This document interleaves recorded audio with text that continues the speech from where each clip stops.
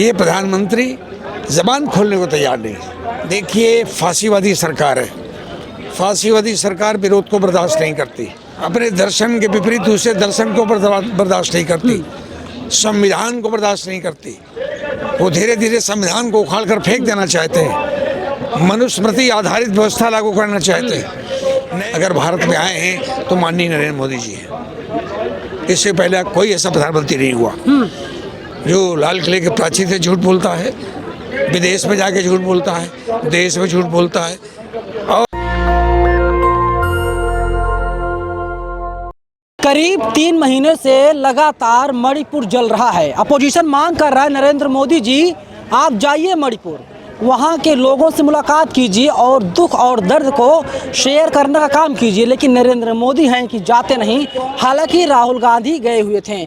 मेरे साथ अभी प्रोफेसर सुलेमान साहब हैं। सर, पहला सवाल है, ये कौन जिम्मेदार है? माइलेज लेने की कोशिश थी क्या? नहीं साहब, देश को बांटो और राज करो, इस राजनीतिक फिलॉसफी को लेकर आरएसएस समर्थित या आरएसएस द्वारा स्थापित बीजेपी सरकार जिम्मेदार है। स्वयं गृह मंत्री जिम्मेदार है, मणिपुर का मुख्यमंत्री जिम्मेदार है। एक वर्ग को दूसरे के वर्ग के खिलाफ खड़ा करना, हेट भावना पैदा करना, नफरत घृणा की भावना पैदा करना, एक दूसरे के खून के प्यासे बना देना। और जैसा आपने कहा, लगभग 3.25 महीने हो गए प्रदेश को जलते रहने देना।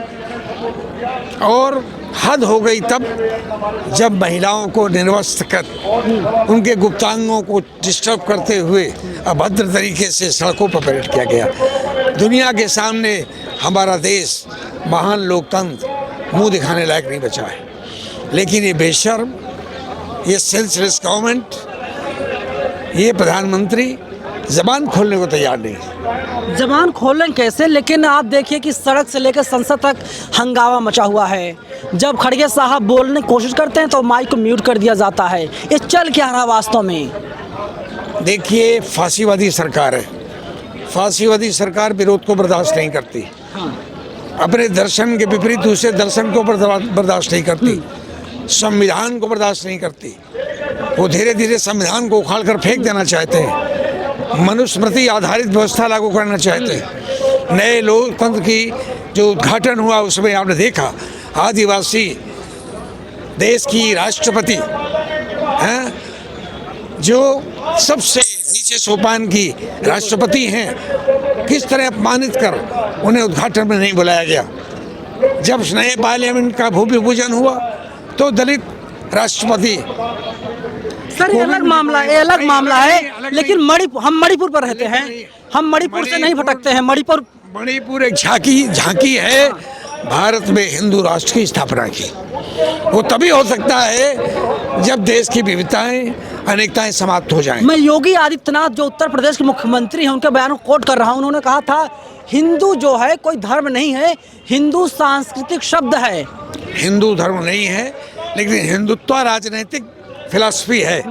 वो हिंदू नहीं है, हिंदुत्व राजनीतिक फिलॉसफी को मानने वाले, हिंदुत्व को स्थापित करने वाले हैं। वो फांसीवादी दर्शन है, इससे कोई इनकार नहीं। तो आप ये कह रहे हैं कि मणिपुर जो अभी झांकी है, इसके आगे मामला पूरे और देश के तमाम राज्यों में फैलेगा, आप ही कहना चाह रहे हैं? अगर वो बाकी रहेंगे तो 24 के बाद पूरे देश को ये बिल्कुल पूरे देश को ये नार की तरफ ले जाएंगे, लॉलेस की तरफ ले जाएंगे। बहुत बड़ा बयान दे रहे हैं आप। मैं बहुत बड़ा बयान दे रहा हूँ, क्योंकि देखिए, आरएसएस हिंदुत्व का राष्ट्र कायम नहीं कर सकते जब तक देश में संविधान है। ये संविधान का खिलवाड़ कर रहे हैं, संविधान का मजाक उड़ा रहे हैं, रूल ऑफ लॉ का मजाक उड़ा रहे हैं। मुख्यमंत्री बेशर्मी से कुर्सी पे बैठे हुए हैं, हमारी बहनें निर्वस्त्र होकर बेइज्जत की जा रही हैं और इस्तीफा की पेशकश नहीं कर रहे। इससे बड़ी निरंकुश सरकार कोई हो नहीं सकती है। लेकिन बीजेपी कह रही है कि ये सरकार जो है एनडीए की है, बीजेपी की है। एनडीए में 325 सांसद हैं, तो उन्हें डर नहीं है। और कांग्रेस के सरकार में इस्तीफे हुआ करते थे, बीजेपी सरकार में इस्तीफे नहीं होते। ये कांग्रेस और बीजेपी का सवाल नहीं है, ये महान जनता के अपमान की बात। इस्तीफे की जब बात आती है, नैतिकता नाम क्या चीज होती है? Miserably failed to protect the life and honour of our ladies, our women, जब आप फेल हो गए, असफल हो गए उनको सम्मान बचाने में, तो क्या नैतिक अधिकार है आप कुर्सी पर रहे? इस्तीफे की बात नहीं करते। बट हमारे प्रधानमंत्री जी कहते हैं बेटी बचाओ बेटी पढ़ाओ, हमारे प्रधानमंत्री जी कहते हैं कि महिलाओं का सम्मान होना चाहिए, लाल किले के प्राचीर से 15 अगस्त 2022 को बोलते हैं। प्रधानमंत्री जी के कथनी और करनी में बड़ा अंतर है, आप जानते हैं। क्या झूठ भी बोलते हैं? सबसे बड़े झूठे प्रधानमंत्री अगर भारत में आए हैं तो माननीय नरेंद्र मोदी जी हैं। इससे पहले कोई ऐसा प्रधानमंत्री नहीं हुआ जो लाल किले के प्राचीर से झूठ बोलता है, विदेश में जाके झूठ बोलता है, देश में झूठ बोलता है, और पार्लियामेंट के बाहर आके कहता है हमारी आत्मा क्रोध से भरी हुई है, नोबडी विल बी स्पेयर्ड। आप 2-2.5 महीने खामोश रहे कि आप गूंगे बहरे अंधे हैं, आपने देखा नहीं हो रहा है। आपको आईबी का डायरेक्टर रोज सुबह ब्रीफ करता है कि आपके गृह मंत्री ने नहीं बताया क्या हो रहा है वहाँ, अभी तक आप खामोश थे। पार्लियामेंट में अब तक उन्होंने एक मुंह नहीं खोला है। आपने मणिपुर का रुख नहीं किया है कि उनको सांत्वना देते और कहते कि न्याय किया जाएगा। ऐसा प्रधानमंत्री हमारे देश का दुर्भाग्य है। बट अमित शाह जी तो कह रहे हैं कि मैं वहाँ पर गया हुआ था, मैंने हाई लेवल मीटिंग भी ली थी। ऐसा लगता है गए थे, क्या करके आए? क्या इलाज करके आए? क्या शांति स्थापित करके आए? ऐसा गृह मंत्री जाने के बाद और भड़क गया और आग लगने लगी, 50,000 लोग विस्थापित हो गए, सैकड़ों चर्च जला दिए गए, लड़कियां बच्चियां बूढ़े असहाय लोग घर से बेघर हो गए, हजारों बस्तियां जला दी गई। ऐसा गृह मंत्री क्या करेंगे? ऐसे गृह मंत्री को हम देश को जाने से क्या होता है? अगर मैं कहूँ कि आपके जाने से तो और आग भड़क गई, इसका मतलब है आप जो हैं असहाय और नाकाम गृह मंत्री हैं। लेकिन सबसे ताकतवर गृह मंत्री हैं। कैसे ताकत? संख्या बल थे। हाँ बिल्कुल, लेकिन जनता उनके साथ है। जनता आपने गुजरात एग्जाम्पल देखा। जनता नहीं है। अब जनता तो उनको बोरिया बिस्तर बनवा देगी सन 24 के चुनाव में। जनता अब नहीं है साथ, आप देख लेंगे। आप इतने दावे के साथ कैसे कह सकते हैं? आपको इतनी उम्मीद कैसे है? मैं 57 साल से राजनीति में हूँ। जब जनता खड़ी होती है तो अधिनायकवादी राष्ट्रपति, प्रधानमंत्री और गृह मंत्री कुर्सी छोड़ के भागते हैं। प्रधानमंत्री इंदिरा गांधी के दौर में ऐसा हुआ। कोई नेता नहीं था विपक्ष का, जेलों से निकले, जनता खड़ी हुई, इंदिरा जी को जमानत जब्त करनी। सवाल है सर, अपोजिशन के पास मुद्दा क्या है? मुद्दा नहीं है। देखिए 2013-14 में यहीं पर आंदोलन हुआ करता था, सत्ता बदल गई, दिल्ली की सत्ता बदली, केंद्र की सत्ता बदल गई, क्योंकि भ्रष्टाचार की बात की जा रही थी। अब जो इंडिया बनाया गया है, एनडीए के खिलाफ क्या है उनके पास एजेंडा? क्या मुद्दे हैं? कोई मुद्दा दिखाई नहीं दे रहा। कैसे कह रहे हैं? इंडिया जो बनाया गया उसके पास आइडिया ऑफ इंडिया है। What is idea of India? Idea of India is rule of law.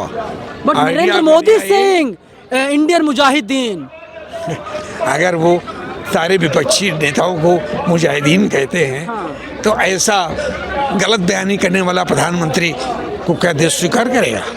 ये देश के सारे प्रतिपक्ष के नेता राष्ट्र प्रेमी नेता हैं, संविधान को मानने वाले नेता हैं, संविधान की शपथ लेकर सांसद हुए हैं, संविधान की शपथ लेके काम कर रहे हैं और वो आइडिया ऑफ इंडिया को पुनः स्थापित करने का काम कर रहे हैं। लेकिन सर सवाल ये है कि उनके पास देखिए क्या क्या है।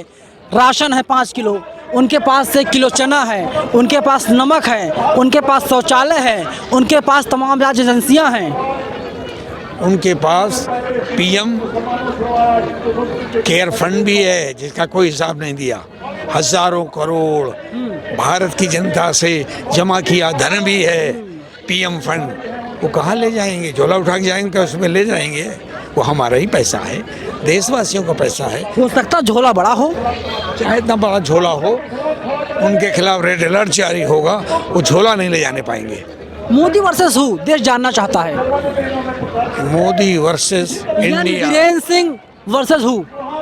Versus India. RSS versus India. RSS versus people of India.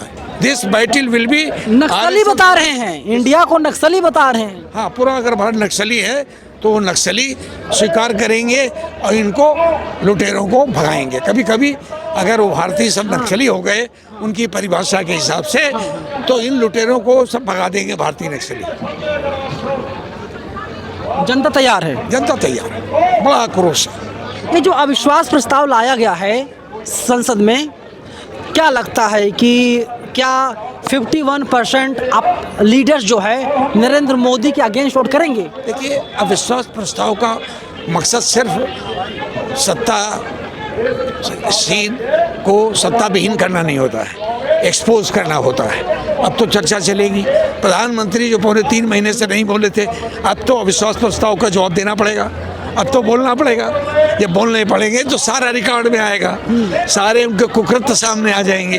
तो एक बड़े मकसद में विपक्ष सफल हो गया है कि अविश्वास प्रस्ताव बहस के लिए बिरला जी ने स्वीकार कर लिया है।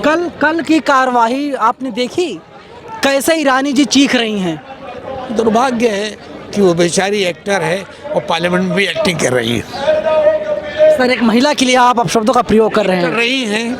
एक्टिंग करती रही हैं। हाँ। 350 का जब सिलेंडर था तो खाली सिलेंडर लेकर जंतर मंतर में आती थी, अब 1150 का हो गया तो नजर नहीं आती। एक्टर ये कर सकता है, और एक्टर बहुत कुछ भी कर सकता है। हाँ, लेकिन एक्टर को पहचान लेते हैं लोग।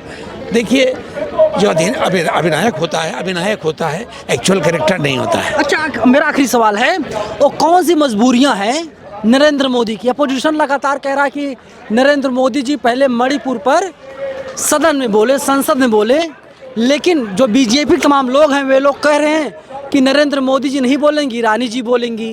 राहुल गांधी के सवालों का जवाब ईरानी जी देंगी। नेता सदन कौन होता है? प्रधानमंत्री होते हैं या उनके अंडर में मंत्री होते हैं? कौन होता है नेता सदन? नेता सदन प्रधानमंत्री होता है। देश को विश्वास। विभाग के मंत्री कौन है? महिला बाल विकास विभाग के मंत्री कौन है? देखिए, देश का एक सूबा जल रहा है और नेता सदन खामोश है, यानी अपने कर्तव्यों से विमुख है। तो विपक्ष की ये मांग कि नेता आकर कहे, नेता बताए क्या कारण है, नेता बताए क्या किया है, कि ये सारा लोकतंत्र की व्यवस्था प्रधानमंत्री के नेतृत्व में होती है, उसके अधिकार क्षेत्र में होती है, व्यक्तिगत मंत्री के अधिकार क्षेत्र में नहीं होती है। राज्यसभा नेता विपक्ष खड़गे साहब का माइक म्यूट किया जा रहा है, बोलने नहीं दिया जा रहा है। ये फांसीवादी का ही तरीका होता है कि वॉइस ऑफ डिसेंट, विपक्ष की आवाज़ को कुचल दिया जाए, दबा दिया जाए। इसलिए तो जनता जाग गई है। But Narendra Modi saying I am voiceless of voice. Voice of voiceless, it is wrong. He is not voice of the voiceless, he is simply voice of the RSS. RSS की आवाज है। He is voice of the RSS, which is fascist organization. A disciple of Mohan Bhagwat ji, which want to establish Hindutva राष्ट्र। एक BJP के नेता ने भी इस्तीफा भी दे दिया। उन्होंने कहा कि मैं बहुत दुखी हूँ मणिपुर घटना से।